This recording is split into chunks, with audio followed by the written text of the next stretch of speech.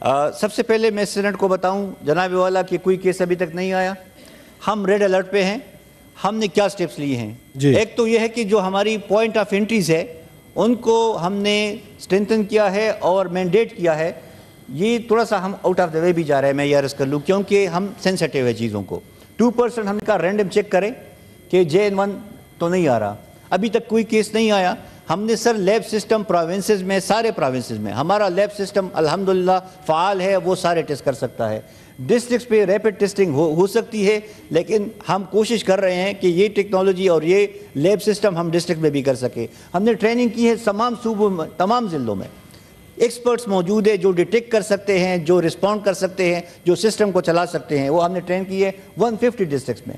150 districts میں ہم نے sir disease surveillance and response unit قائم کی ہیں. یہ فنکشنل ہے, یہ ہو رہا ہے سر. اچھا, اس کے ساتھ ساتھ سر میں یہ عرض کر لوں کہ ہم نے ایڈوائزری جاری کی ہے, 3 مرتبہ میں نے خود جاری کی ہے. لیکن میں ایک افسوس بھی کرتا ہوں کہ ایڈوائزری ہم بھجواتے ہیں, سر کائنڈلی پیمرا کو ایڈوائز کر لے کہ یہ پبلک سروس میسیجز ہوتے ہیں, یہ چلائیں, سارے چینل پہ چلائیں.